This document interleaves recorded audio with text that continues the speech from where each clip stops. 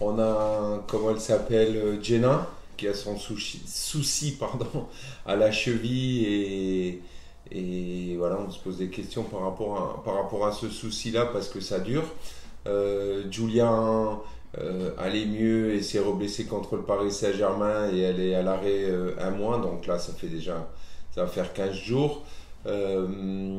Anya a toujours son souci d'ischio et un peu derrière la cuisse, donc c'est en plus elle a été malade, donc c'est un peu voilà un peu compliqué. On a Marina qui vient, qui repart, qui revient, donc voilà c'est qui a aussi un petit souci au tendon d'Achille. Sinon le reste tout le monde est tout le monde est de retour pour ce week-end. Qu'est-ce qui peut qu'est-ce qui peut nous séparer? C'est ouais, une bonne question. On l'a vu, on est capable de rivaliser par moment, mais on sent que physiquement, dans l'impact, voilà, c'est vraiment compliqué. Maintenant, il y a eu de la progression par rapport à l'année dernière, par rapport à ce que j'ai vécu. Euh, je sens qu'on est capable un peu de les embêter, mais je sais pas, voilà, on a des bonnes joueuses, on a une bonne équipe, mais voilà, c'est plus fort. Lyon, Paris Saint-Germain, ben Montpellier on a fait match nul, PFC on a fait match nul, Bordeaux on a perdu. Voilà, mais si on se réfère à Bordeaux, Bordeaux-Lyon, bon, voilà, c'est la Champions League, c'est les demi-finales, c'est les finales, voilà, on sait qu'on n'est pas loin, mais c'est parce que tout le monde est au même niveau. Nous, obligatoirement, il y a des disparités de niveau et c'est normal pour un club comme Fleury. Mais on sait qu'on ne pourra jamais rivaliser, ou en tout cas pour le moment, mais on travaille pour les embêter. Voilà, il a tout résumé, c'est ce que j'ai dit aux filles. Là, on va jouer notre propre championnat. Il va falloir montrer ce qu'on vaut et ça donnera, voilà, on pourra se donner des objectifs après ces quatre matchs-là, en espérant que ce soit des objectifs de cinquième, sixième place. Je ne vais pas le dire parce que sinon Amandine elle va m'écouter. Non, on sait que c'est une équipe qui marque beaucoup de buts, mais elle en prend aussi. Donc à nous, voilà, à nous de jouer aussi.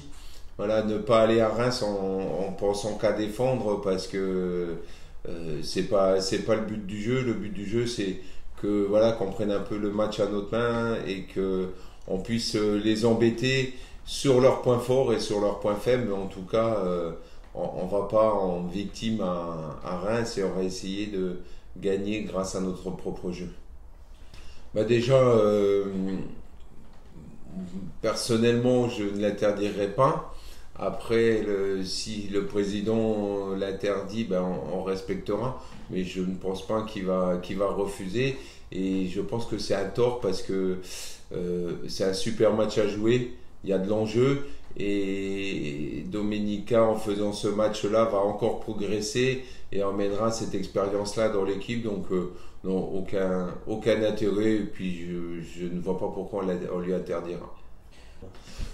Alors Dominica est arrivée, déjà Dominica était une très bonne joueuse, meilleure que ce qu'on l'avait vu sur les vidéos.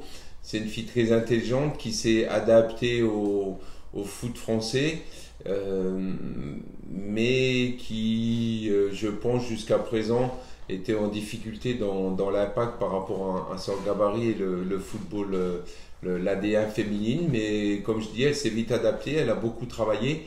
Et comme je disais cette semaine, je pense qu'elle est prête dans tous les domaines à pouvoir jouer en D1 tous les week-ends. Elle sera titulaire ce week-end. Et les prochains matchs dépendra de ses performances aussi. Mais si elle n'a pas été titulaire sur des matchs comme PSG dimanche, voilà, c'est parce que quelque part, c'est dire voilà, on n'a pas pris Dominica pour qu'elle joue arrière droit ou arrière gauche, même si elle peut nous apporter cette touche technique, mais on sait que contre ces équipes-là, on pense qu'on on fait que défendre ou on défend beaucoup plus. Et quand le PSG a relâché, elle est rentrée, elle nous a prouvé que, voilà, je vous dis, elle peut jouer Dominica est prête pour nous apporter tout ce qu'elle sait faire et comme je dis, c'est une bonne joueuse. Donc, elle sera titulaire contre Reims et elle fait partie des titulaires. Alors, Kenza, elle est arrivée, voilà, elle est arrivée avec, on va dire, un peu en retard physiquement dans plein de choses.